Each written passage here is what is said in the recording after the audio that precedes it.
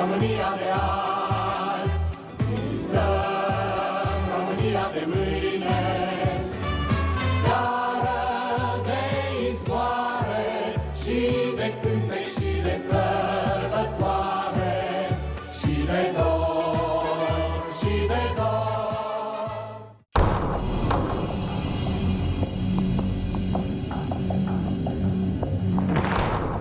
După război, viața românilor n-a mai curs în vechea matcă. Familiile îndoliate, ca și cele ocrotite de noroc, au fost supuse poverii datorilor de război. S-au trezit și cu oaspeți nepoftiți acasă. În discursul politic, sovieticilor nu li s-a spus învingători, ci prietenii eliberatori. Sub ocupația lor s-au schimbat elitele și viața omului de rând. Rânduiala zilei de lucru și a celei de sărbătoare. După venirea comuniștilor la putere, sărbătoarea s-a transformat în manifestare. Distracției nu i s-a mai spus distracție, ci timp liber organizat. Evident că nu în singurătate, ci în colectiv.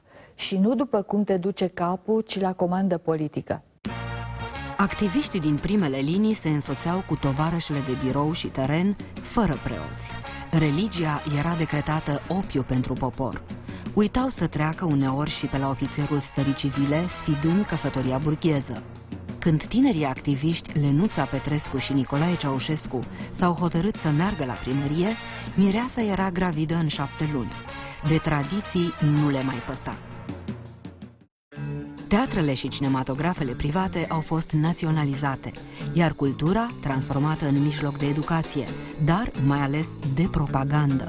Oamenii muncii, spuneau liderii comuniști, scăpaseră de exploatare. Fericiți, adică, obligați prin urmare să cânte și să danseze de bucuria vieții noi. Mai apoi, Partidul Comunist a impus construirea de stadioane și terenuri de sport, case de cultură și centre de creație artistică în orașe, iar căminul cultural ar fi trebuit să ia locul bisericii în inima comunității rurale. În Brezoaile, în 61, s-a înființat cinematografiile sătești. Atunci a fost nevoie de cineva ca să devină operator. M-a selectat, m-am făcut o școală și după aceea am intrat operator cinematografic la sate. Dădeam filme seară de seară. Venea lumea la film cu grămada și dădeam 2 filme cuplate. Unul frumos, cum era atunci pe timpul, Comoara din Lacul de Argint, și unul băgam din ăstrantul politic. Deci plătea 2,50 € pentru ambele filme și ședea lumea la primul film. Al doilea film era din asta cu colhozul, cu alte prostii și nu mai ședea lumea, pleca, gata, nu ne place. În pofida propagandei egalitariste, elitele comuniste nu și-au amestecat viața cu cetățenii. Între fiii iubiți ai poporului și popor s-au interpus cordoanele de securiști. Demnitarii au preluat nu doar reședințele foștilor exploatatori, ci și anumite obiceiuri. S-au pasionat, printre altele, de vânătoare, transformând-o în destindere pe teren. Dar, și în punct de program, pentru primirile de oaspeți străini. Ceaușescu a dus vânătoarea pe cele mai înalte culmi, cu grămezi de animale ucise. Trofeele sale au intrat în cartea recordurilor. Distanța a crescut an după an între conducător și omul de rând. Spuma elitei frecventa Carlo Vivari. Perla turistică a Habsburgilor devenise destinația privilegiată a elitelor din lagărul comunist. Privilegiații beneficiau și de trocul concediilor între țările socialiste. Aparent, elita roșie se bucura de duminici și concedii ca toți românii, dar în alte locuri și cu deosebite posibilități. Dintr-un început, lacul Snagov și vilele din prejur i-au atras ca un magnet. Am fost prima fată din România care a făcut schi nautic. Sigur că asta era un privilegiu, trebuie să spun, că nu avea toată lumea, adică toată lumea, nu avea nimeni barcă. Nu ne vedeam foarte des cu ceilalți, pentru că fiecare era cu casa lui, cu părinții lui și ne mai vedeam la Muntenia, această cârciumă, mă rog, restaurant, unde veneau și alți copii, ca și noi, și mâncam cartofi prăjiți cu mititei și beam Coca-Cola. Liderii comuniști au transformat Snagovul în reședință duminicală. Veneau ca la moșie în vilele repartizate prin gospodăria de partid.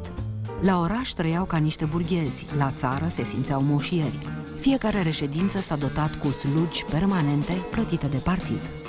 A existat o tendință regăsită în zona Snagov de a se aduce persoane din zona Covasna, din comunitățile, să zicem, ori de secui, ori ungurești. Majoritatea nu beneficiau măcar de acces la mâncare, cum se crede și se spunea. Personalul care a lucrat la aceste vile, mai degrabă ca istorie, și cu mare amărăciune spun lucrul ăsta, mai degrabă au fost tineri, naivi, inocenți, la primul lor job, care au picat în cadrul sistemului, li s-au luat cărțile de muncă și ulterior li s-a spus că nu au voie să meargă în altă parte. La Snagov, ceaușești au locuit de la început în aceeași vilă, vila numărul 10. Au modernizat-o și mărit-o în câteva rânduri însă. Și-au păstrat însă câteva obiceiuri de weekend din tinerețe și până la bătrânețe. Nu și anturajul. Bărbații începeau prin a încinge o partidă de volei. Ceaușescu învățase să joace volei în închisoare. Echipele și le completau cu ofițeri din serviciu de pază și protecție. De cealaltă parte, consoartele bârfeau, jucau domino, ei, bărbații, după aceea jucau șah și la final șepticul îi reunea pe toți. Așa zis și nomenclaturiști au fost mai degrabă tot niște oameni nefericiți, inclusiv mari conducători ai unor ministere și cu funcții importante. Ei, poate o să vi se pare surprinzător, erau la fel de captivi ca oamenii de curte și de la vile. Sistemul le dădea sarcini și dacă ei intrau în disgrația sistemului, erau trimiși inclusiv la un CAP sau la mama naibii în țară. În România s-au generalizat concediile plătite, practică relativ recentă și în plan mondial. Moda băilor de soare și a distracțiilor estivale i-a prins pe români pregătiți. La începutul anilor 60, o salvă de stațiuni a înflorit pe coasta românească a Mării Negre.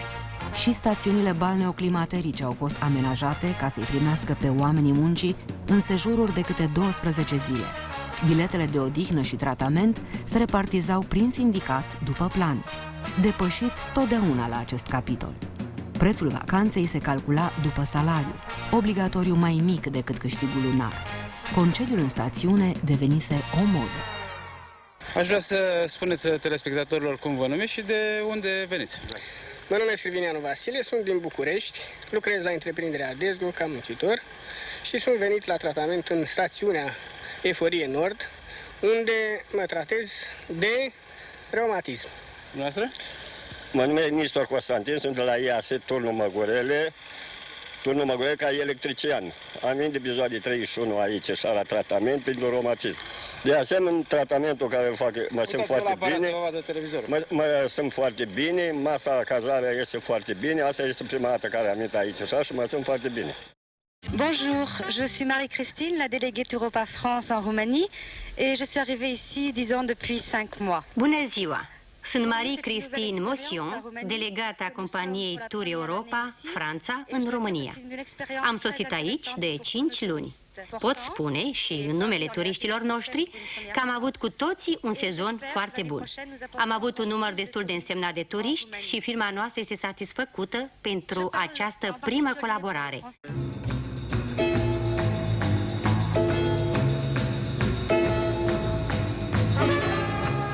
Pentru omul de rând, sărbările școlare, nunțile, petrecerile de iarnă și de vară se mutaseră la căminul cultural.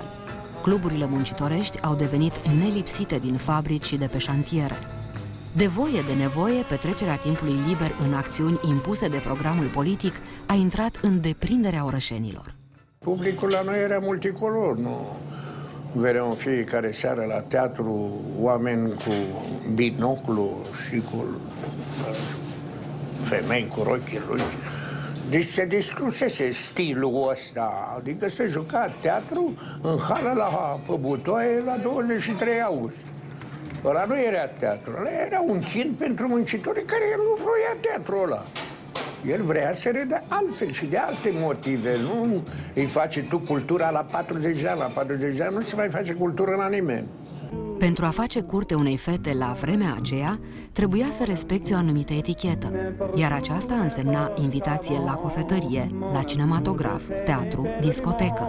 nu și la hotel. Acolo nu erai primit decât pe baza certificatului de căsătorie. Te invita în primul rând la un film, la plimbare, venea și îți cerea prietenia. Știi, vrei să fii prietena mea, dar nu sărea pe tine.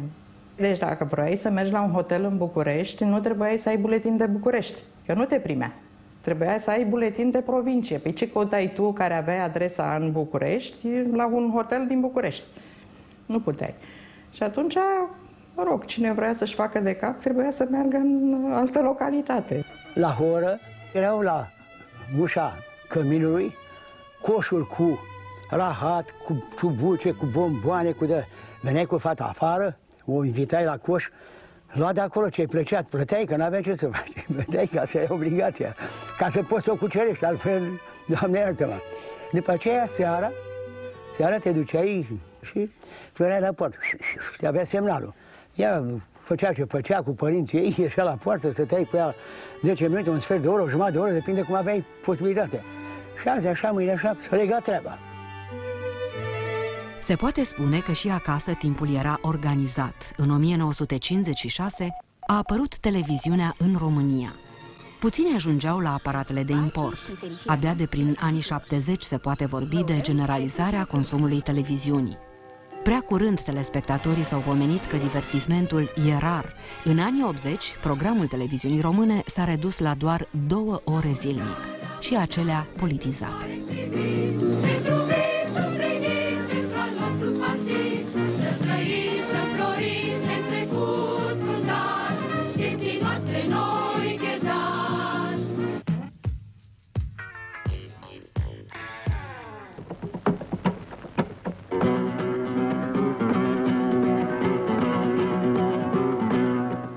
Meridianele Cântecului, emisiunea care a fost o emisiune de mare succes, până într-o zi când tot de la Cabinetul 2 s-a primit un telefon și eu stăteam și eu mă uitam că era înregistrată emisiunea normal într-o seară și am văzut cum brusc, în timp ce o formație interpreta o melodie tot în manieră latino, așa un fel de lambada și cu niște domnișoare care dansau mai senzual, brusc a apărut o orchestră de muzică populară. Era ceea ce se chema, cum se chema atunci, mapa de rezervă sau nu știu cum. Erau niște filmări pregătite pentru a umple spațiu, după o vizită oficială, după ceva. S-a dat telefon, s-a oprit emisia, am crezut că o să ne lege, nu ne-a legat nimeni, dar emisiunea a dispărut, din păcate. După 1968, Ceaușescu a redus și mai mult posibilitățile de distracție și divertisment. Timpul care rămânea între programul de lucru și cel de somn trebuia tot mai mult folosit pentru muncă voluntară, educație socialistă și manifestări ale dragostei pentru țară și conducător. Trebuie să lăudăm pe Ceaușescu până la maxim. Atunci așa era. Îl lăudam până când nici el săracul nu mai... Credea și el că așa este. Dar ce să facem? Că așa era situația, n-avea încotro. Deci dețineam și eu o funcție pe acolo și dacă nu o făceai, cum zicea, păi afară, la revedere, altul. În 1976, Ceaușescu a dat startul Festivalului Național Cântarea României. Festivalul acesta avea 2 secțiuni, una pentru amatori, cealaltă pentru profesioniști. Sub cupola sa erau și stagiunile filarmonicilor și stagiunile teatrale, dar și formațiile artistice de amatori pe care au fost obligate să le înființeze de la grădinițe până la întreprizele socialiste ale României. Noi suntem operatori chimici din combinat și în fața dumneavoastră azi ne-am prezentat ca să lămurim problema, de-aia am venit, o problemă în care e vorba de celuloid. Cântarea României a fost o manifestare culturală de o amploare cu totul ieșită din comun. N-aș spune că a fost exclusiv o practică în România. Aici însă a sensibilizat foarte multe nivele ale socialului. Cum găsim tuturor bună seara, Moldoplat a venit cu răvaș de umor, de satiră și cântec și de prietenie de la Iași. și cum n-ar fi fost de ajuns, în 1977 a apărut Daciada, altă competiție de anvergură națională pentru sportul de masă și pentru cel de performanță. Distracțiile și hobby-urile oamenilor au devenit de acum obligații. Era ordin să joci și să cânți. De la străbun, din Daci și din roman, a moștenit sămânța hărniciei. Au apărut sărbători noi, 23 august și 1 mai. Oamenii nu erau lăsați să petreacă după plac, ci obligați să omagieze partidul și conducătorii pentru viața fericită. Făceau repetiții cu săptămâni înainte pentru demonstrații și programe artistice. Când ai bucurii puține însă, înveți să te mulțumești cu ceea ce apuci. Astăzi, uitându-mă înapoi, mi se pare că așa, dacă așa erau vremurile, așa trăiam. Nici nu ne gândeam să facem vreo schimbare, nu se punea problema. Dar eram foarte încântați. Uitați-vă la emisiunile de altădată ale TVR-ului, care erau splendide. Sărbătorile religioase, Paștele, Crăciunul, Rusaliile, au fost scoase din discursul oficial și din calendarul public, dar n-au putut fi scoase și din viața românilor. Ele se consumau ca și altădată la biserică și după aceea partea cu ritualul de petrecere la căminul cultural. Se numea în scripte horă țărănească și era și aceasta pusă sub cupola Festivalului Național Cântarea României. În ziua de Paște, horă, seara bal. A doua zi de Paște, horă, seara bal. A treia zi de Paște, horă, seara bal. Deci se petrecea toate sărbătorile se petrecea la cămin. La cămin, acolo, la salon, așa îi spunea, la salon. Mergeam la salon. Duplicitatea includea și respectarea tradițiilor culinare în cartierul primăverii. Ceaușeștii pofteau miel, cozonac și ouă roșii de Paște, cârnați și piftie de Crăciun și tot la Crăciun împodobeau și brazii pentru copiii lor. În anii 80 s-a dat calendarul iarăși peste cap. Luna ianuarie a devenit luna ceaușeștilor. Aniversările lor s-au transformat în sărbători naționale. Nici la aniversările închise ale ceaușeștilor nu era prea multă veselie. Până când el a împlinit 60 de ani, până spre sfârșitul anilor 70, se aduceau lăutari. Bea și el câteva păhăruțe de țuică și se înveselea, lălăia cu lăutarii și își poftea tovarășa de viață la dans. În anii 80 n-a mai invitat nici lăutari, n-au mai venit nici membrii familiilor. A rămas să se sărbătorească între demnitari ca la ședințe și ca la congrese. Noi, în cadrul laboratorului, asta e un secret, developam niște imagini cu petrecerile pe care le dădea Ceaușescu cu anumite ocazii. Din ceea ce am văzut eu, toată lumea stătea cu minte la masă. Știi? Deci asta se numea petrecere. Îl asculta pe Ceaușescu, ce puteau să facă și pe ea. Nu doar pe cetățenii de rând i-a obligat Ceaușescu să se distreze după ordinele sale, ci și pe demnitarii de cel mai înalt rang. Simultan cântării României și Daciadei a apărut Club Bazin. Clădirea amenajată aproape de reședința ceaușeștilor din primăverii avea multiple funcționalități și dotări: saună, piscină, sală de popice. Spre deosebire de cluburile aristocratice sau de cele muncitorești, la Clubul Ceaușeștilor se venea pe bază de invitație nominală, reînnoită curent. În fiecare zi, ceaușeștii plecau din sediul puterii spre seară. Se înțelege că subalternii plecau după ei. Nu-și puteau face însă niciun program cu familia sau cu prieteni. Așteptau seară de seară telefonul scurt, adică invitația ceaușeștilor de a veni la club transmisă printr-un aghiotant. Nu era o bucurie prea mare nici să fii invitat și să rămâi până înspre miezul nopții alături de ceaușești, însă nici dacă nu erai invitat nu era bine, era teama de a nu fi căzut în disgrație.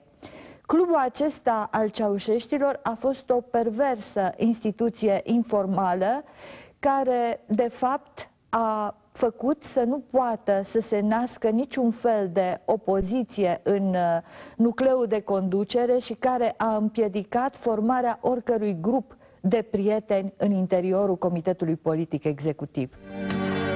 Sărbătorim astăzi un eveniment însemnat, atât pentru dumneavoastră cât și pentru noi, constituirea unei noi familii care se bazează pe adevărată dragoste și afecțiune reciprocă între bărbat și femeie. Riscau să dispară și nunțile. Se consumă prea multă carne la mesele din restaurante, critica Ceaușescu.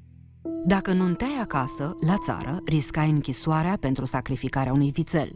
La Căminul Cultural și la restaurant se cerau aprobări speciale ca să nu spargi petrecerea la miezul nopții. Și de unde zahăr, ulei, ouă, unt și făină pentru ospăți, când toate se cumpărau pe cartele. Lumea era foarte tristă. Lumea pe stradă vorbesc. Sigur că și actorii, pentru că ce jucam, să mă ierte Dumnezeu. Da, era trist, era urât, era foarte multă frică și oamenii nu vorbeau pe stradă, nu majoritatea. Erau supărați, se întuneca de vreme, nu era lumină, magazine. Erau 2 magazine și 2 vitrine în care nici nu știu dacă în afară de conserve de bulion și fasole cu cârnați, cred că nu se vedea altceva. Cel mai greu de procurat erau alimentele. Haine și din astea mai găseai. Dar alimentele, într-adevăr, carnea se stătea la coadă de cu noapte. Se dădeau 3 kg de carne, dar vreau să spun că erau niște cozi imense. O țară tristă, cufundată în beznă, la propriu și la figurat.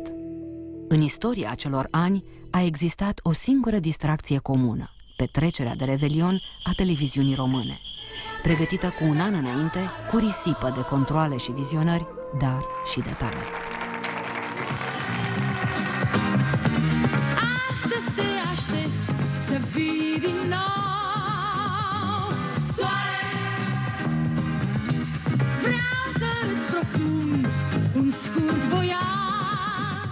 Propunerile emisiunii de Revelion începeau în septembrie, atunci când toată lumea revenea acasă. Sigur că emisiunea de Revelion se pregătea pe parcursul întregii toamne, dar din câte mi-aduc aminte, ea trebuia să fie gata undeva la jumătatea lui noiembrie, pentru ca să intre la o comisie de vizionare și în cazul în care erau numere care n-ar fi intrat din diferite motive în noaptea de Revelion, să poată fi refăcute sau înlocuite cu altele. Totdeauna existau niște numere de rezervă. Tovarășe Nicolae Ceaușescu, șoimii patriei, toți uniți, vă urează să trăiți într-un mulți ani fericiți. În a țării dimineață, cu tovarășa de viață, tovarășa Elena Ceaușescu, savant de renume, ce ne duce faima în lume, să trăiți să înfloriți, în pace să ne ocrotiți, ca să creștem sănătoși, harnici, veseli și frumoși. La mulți ani!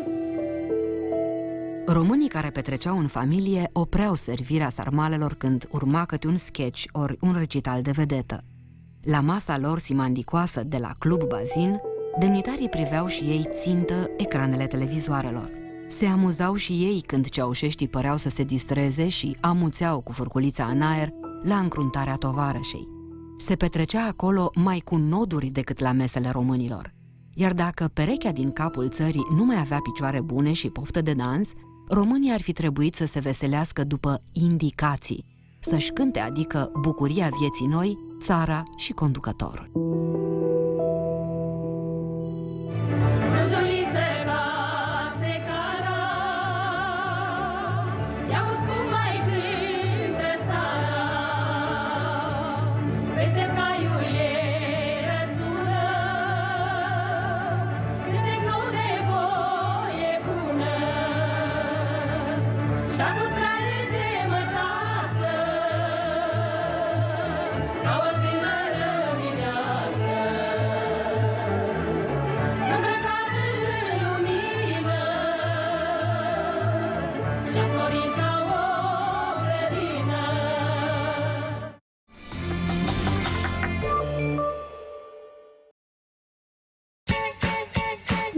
Moș Crăciun. Alex și Toto vor să cânte ca la televiziune.